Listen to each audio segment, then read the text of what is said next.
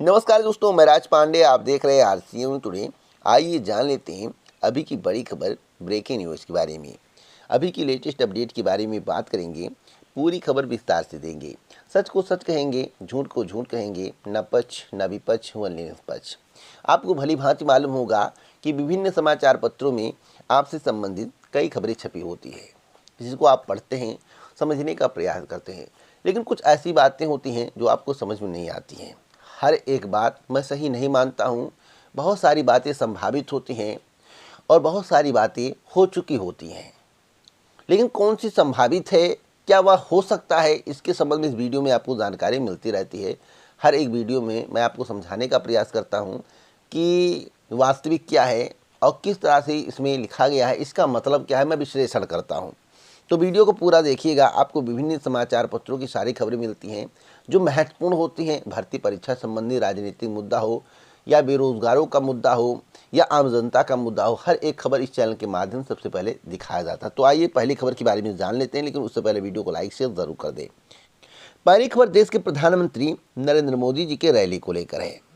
भाजपा ही दलितों की हितैषी है, ऐसा देश के प्रधानमंत्री नरेंद्र मोदी जी का कहना है। सीतापुर की चुनावी रैली में प्रधानमंत्री बोले, संत रविदास के दिखाए मार्ग पर चल रही है सरकार। आपको इनके बारे में मैं बता दूं, देश के प्रधानमंत्री जी के बारे में बता दूं, अगर पंजाब में जाएंगे तो पगड़ी धारण कर लेंगे, मतलब कि जिस भी राज्य में जाते हैं अगर वहाँ का वेशभूषा अलग है तो उसी में ढल जाते हैं। और आपको यह भी मालूम होगा कि किसानों ने कृषि कानून बिल वापस कराने के लिए कितना धरना प्रदर्शन किया। क्या किसान दलित नहीं होगा? क्या किसान का कोई कास्ट होता है? कोई कास्ट नहीं होता है। किसान का कोई कास्ट नहीं है। जहां तक रही दलित की बात, तो कितने हितैषी हैं या दलित ही बता सकते हैं, मुझे बताने की आवश्यकता नहीं है। जहां तक रही राशन की बात, तो राशन 31 मार्च के बाद बंद हो जाएगा। यानी कि जो फ्री राशन आपको मिल रहा है, जो तेल मिल रहा है, नमक मिल रहा है, चना मिल रहा है, वह सब 31 मार्च के बाद बंद होने वाला है। मैं आपको बता दूं, चुनावी राजनीति होती है। चुनाव के दौरान आपको कौन कौन से तोहफे मिलेंगे आप सोच भी नहीं सकते हैं, लेकिन चुनाव के बाद क्या आपको मिलेगा 5 साल, इसके बारे में आपको सोचना है। तो आप लोग कमेंट बॉक्स में बताइए, क्या भाजपा ही दलितों की हितैषी है और कोई पार्टी नहीं है?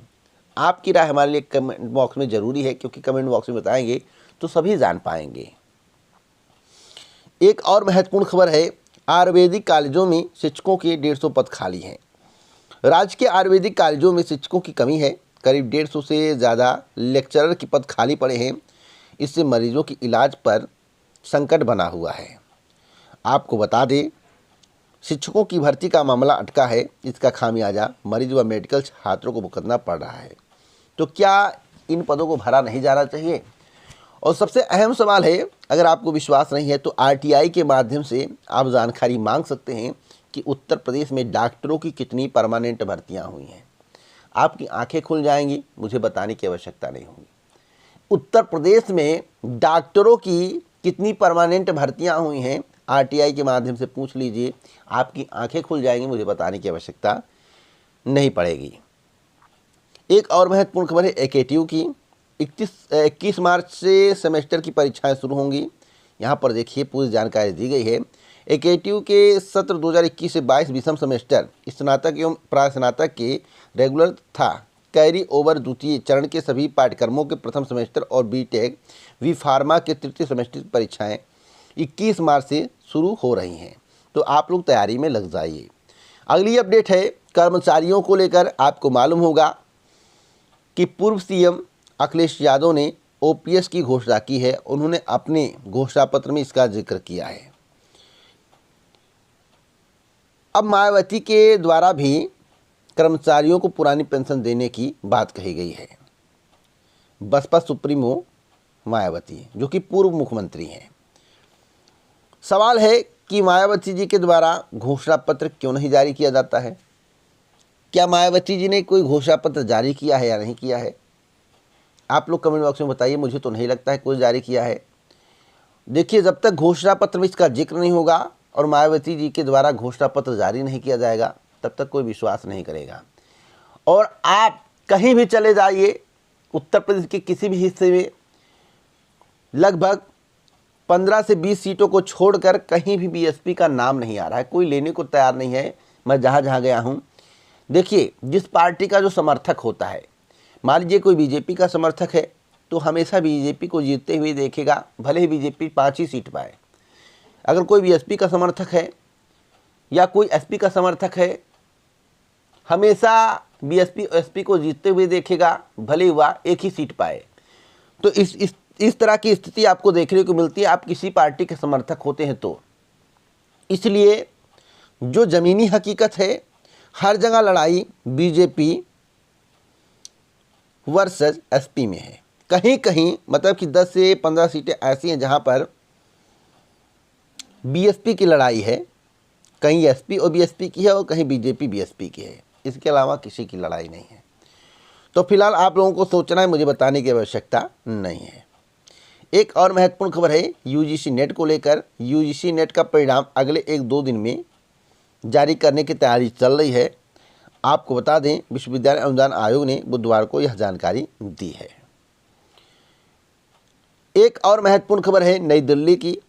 4 वर्ष से कम के बच्चे के लिए हेलमेट अनिवार्य कर दिया गया है।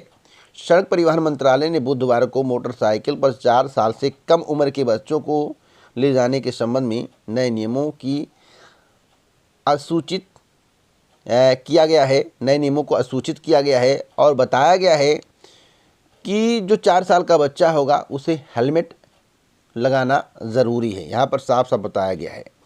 इसके तहत बच्चों के लिए हेलमेट और सुरक्षा बेल्ट को भी अनिवार्य किया गया है। नए नियमों के तहत अगर 4 साल का बच्चा पीछे की सीट पर बैठा है तो बाइक की गति 40 किलोमीटर प्रति घंटे से अधिक नहीं होनी चाहिए। नए नियम अगले साल 15 फरवरी से लागू हो जाएंगे। तो आप इन नियमों का पालन करें, नहीं तो आपके लिए घाटे का सौदा हो सकता है, आपका चालान भी कट सकता है। एक और महत्वपूर्ण खबर है प्रधानाचार्य भर्ती को लेकर। प्रधानाचार्य भर्ती का साक्षात्कार जल्द। अशासकीय सहायता प्राप्त माध्यमिक विद्यालयों में प्रधानाचार्य भर्ती 2013 का साक्षात्कार कार्यक्रम 1 सप्ताह के अंदर घोषित होने की उम्मीद है। मनीष कुमार त्रिपाठी की ओर से दायर अवमानना याचिका में हाईकोर्ट ने 31 दिसंबर तक प्रक्रिया पूरी करने के निर्देश दिए थे, लेकिन पहले लिए गए आवेदन पत्रों को ऑफलाइन करने और उसमें तमाम विसंगतियों के कारण साक्षात्कार शुरू नहीं हो पाया। कब होगा तो मैं आपको बता दूं, साक्षात्कार अभी नहीं शुरू हो पाएगा। हाँ, थोड़ा समय लगेगा, कम से कम अभी आपको 20 से 25 दिन का वक्त देना पड़ेगा। उससे पहले आपको साक्षात्कार में शामिल होने का मौका नहीं मिलने वाला है। अभी आपको इंतजार करना पड़ेगा। स्पष्ट रूप से बोलूँ तो इंतजार करना पड़ेगा। असिस्टेंट प्रोफेसर भर्ती के संबंध में महत्वपूर्ण जानकारी है। प्रदेश के अशासकीय सहायता प्राप्त महाविद्यालयों में असिस्टेंट प्रोफेसर हिंदी विषय के 162 पदों पर भर्ती के लिए आयोजित लिखित परीक्षा में सफल अभ्यर्थियों का साक्षात्कार 9 से 16 मार्च तक आयोजित किया जाएगा। असिस्टेंट प्रोफेसर संगीत गायन के 12 पदों के लिए साक्षात्कार 16 मार्च को होगा। उत्तर प्रदेश उच्चतर शिक्षा सेवा आयोग ने इसके संबंध में राज्य साक्षात्कार कार्यक्रम जारी कर दिया है। एक वीडियो क्लिप बहुत तेजी से वायरल हो रहा है और आप देखेंगे तो बीजेपी आईटी सेल के द्वारा वायरल किया जा रहा है। इस पर मैं कुछ बातें कहना चाहता हूं। इस वीडियो क्लिप को पहले देखिए। अखिलेश यादव का स्टेटमेंट है पुलिस को लेकर, उसके बाद मैं आपको बताता हूं।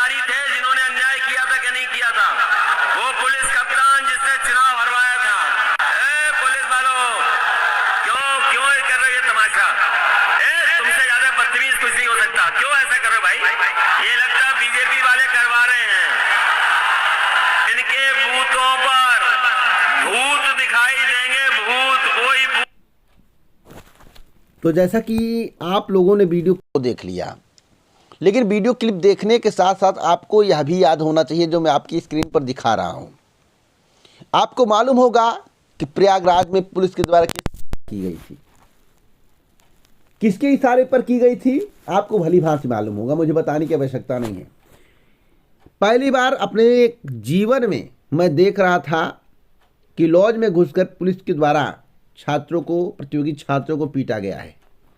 आप भी पूरे जीवन में या नहीं देखे होंगे किसी के लॉज में घुसकर पुलिस पीटती है। तो पुलिस बिना किसी के निर्देश पर गई होगी, बिना अधिकारी के निर्देश पर गई होगी, बिना शासन प्रशासन के निर्देश पर गई होगी, या बिना सरकार के निर्देश पर गई होगी। कोई ना आदेश दिया होगा तब पुलिस के द्वारा लॉज में घुसकर छात्रों की पिटाई की गई है। मैं उस घटना को याद करता हूं तो मेरी रूह तक कांप जाती है। मैं आपको बताना चाहता हूं, अखिलेश यादव ने कह दिया ये बीजेपी के लोग हैं, गुंडा हैं, तो इस पर मतलब आईटी सेल वाले इसको पूरा वीडियो क्लिप नहीं दिखा रहे, आधा दिखा के उसको वायरल कर रहे हैं। लेकिन आपको यह याद होगा जो प्रतियोगी छात्र पढ़ने गया है, जो अपने हक की मांग कर रहा है, उसको किस तरह से पीटा गया था। आप अपनी स्क्रीन पर देखें तस्वीर, देख लीजिए, यही है। आज आप इस पर क्या कहेंगे, आप अपनी राय कमेंट बॉक्स में जरूर दें। इससे ज़्यादा मैं कुछ नहीं बोलूँगा। इसी प्रकार की ऑथेंटिक जानकारी के लिए मैं आपके साथ जुड़ता हूँ और सही सटीक जानकारी आप तक पहुँचाता हूँ। जय हिंद, जय भारत, नमस्कार।